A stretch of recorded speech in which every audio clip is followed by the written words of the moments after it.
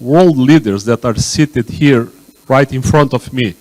This lecture, I suppose that I was going to show to residents or early beginners in arthroplasty, not for such a outstanding group of professionals like you. Before we go, who will win the next World Cup? What do you mind? Switzerland. Who will win? Yeah, there's a World Cup here. Argentina. Spain, Argentina, Germany. Okay. Italy should be playing. No, I love to see Italy. They play with the heart. When Italy... We shouldn't be making that here.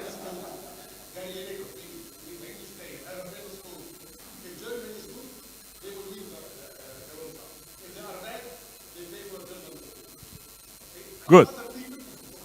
Good. So,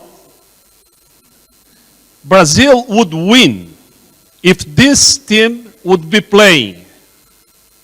Ronaldinho here. How can I? This is 20. Where? Oh, in front. This is 20 years ago. Ronaldinho. See? Ronaldo. Roberto Carlos. Rivaldo. 20 years ago. Brazil will never have this team again. So I don't think we can win with him. I don't think we can win with this man that he falls all the time, you see. He keeps falling, rolling. It's impossible to win a World Cup with this man in front of our team. Well, this is just a small fun before our lunch. Let's go serious. Tips on revision shoulder arthroplasty. Tips is something difficult to say because it's when you have to tell your experience. And I was supposed to be talking about for very simple residents here. Let me introduce you Passo Fundo, my city in south of Brazil, my hospital, and my team. We have a full orthopedic department with residency fellowships. Welcome to visit us at any time. High percentage of bad results in the past. JP Warner show us 33% complication rate in arthroplasty. But nowadays, things have changed, and revision is very small percentage in Mayo Clinic experience, for example. And I will divide my talk step by step in technical, behavior, and organization. And I will run from simple to complex in order to make it very simple to understand. Technical tips go from how you care to clean your patients, how you prepare the skin, how you cover the skin, how you avoid infection. All this is important and must be said in here. Tranexamic acid decrease bone loss, and this should be used in every single case. You must understand the bone stock, soft tissue balance, position of the implants, radiolucency, and of course signs of infection when you have one. Other thing that the youngsters have difficulty is how to expose the upper part of the glenoid. This is not a fracture case.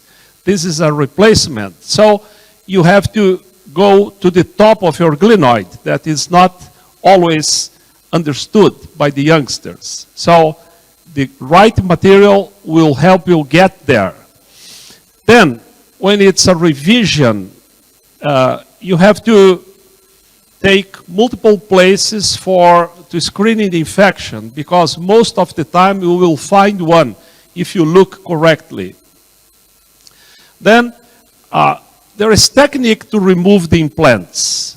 And remember, when you take a long stem out, 16% of the times your humeral will break, and this can be a problem. Not for this case that was very simple to do. It's just a small click, and the whole prosthesis was out. So this is simple, but it's not always like this. For infection, we need to have a spacer there.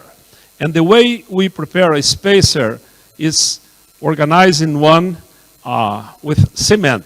However, some countries have already a custom-made spacer, which makes it much easier. This is a case, 4-part fracture, that was operated in another city.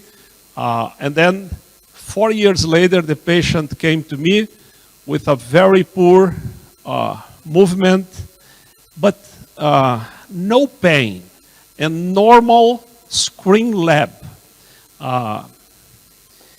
When you open, a river of pus came out, and very simple to take out this prosthesis with the cement around. And what we did here is I followed the traditional spacer, and I used this plastic thing for the babies to aspirate the noses of the babies, and a Kirchner screw, and prepare very simple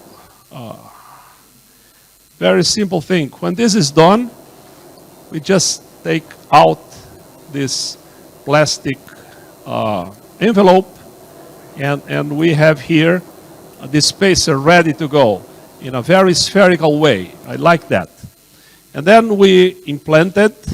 See the proximal humerus, very bad, very infection was bad on him. And the spacer was there, didn't dislocate during the period.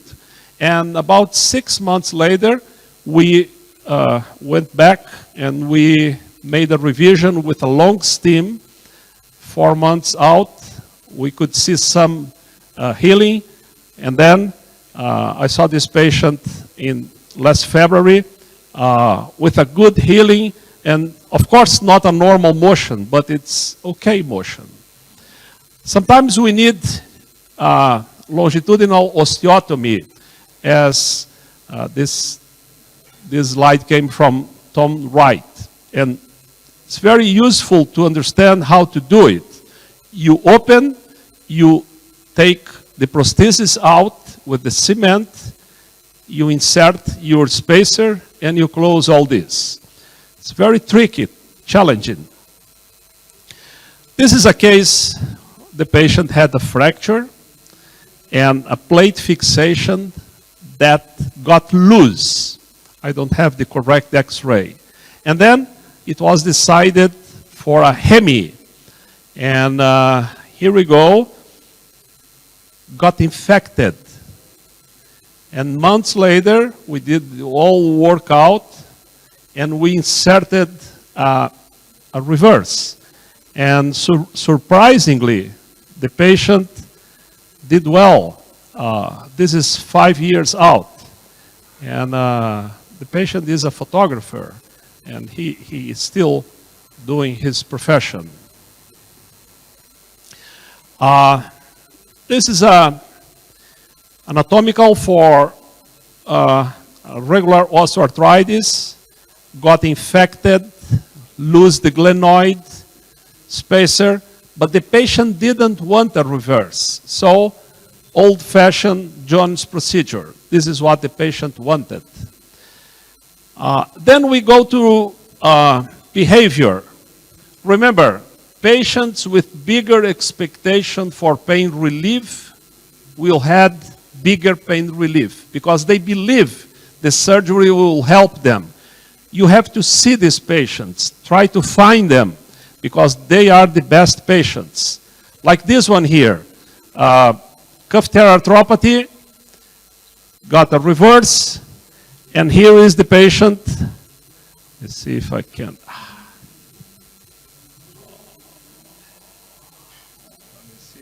go.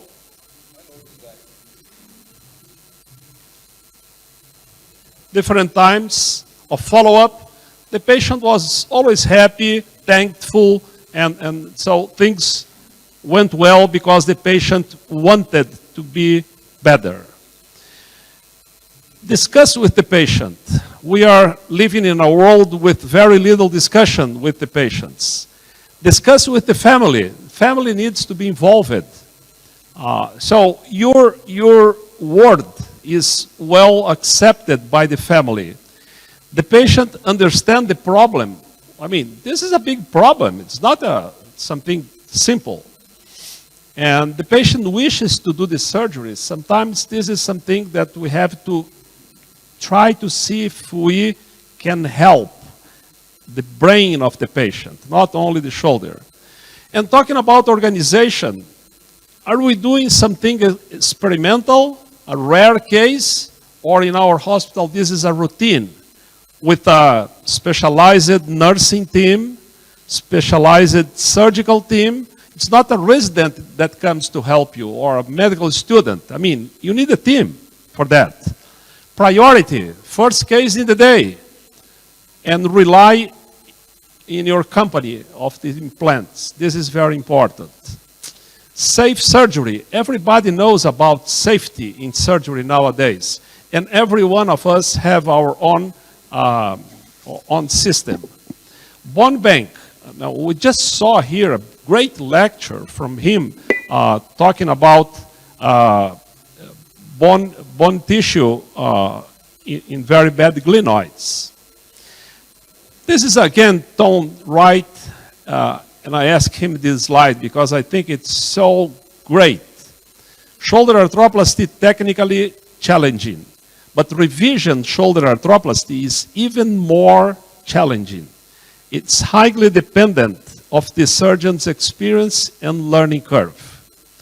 So in conclusion, you must have technical skills, you have to understand behavior and organization. And this is not simple to organize. One of the most difficult surgical procedures in shoulder surgery is revision. Personal experience is the key. So your learning experience takes a long time. Multifactorial origins of the problem. You have infection, you have loosening, you have unexpected pain, you have a fracture, everything. And again, remind you, International Board of Shoulder and Elbow Surgery is happy to invite you for the next Congress in Rome. And the chairs will be Stefano Gumina, Alex Castagna, and a whole team of Italian surgeons that will help to do this meeting. Thank you very much.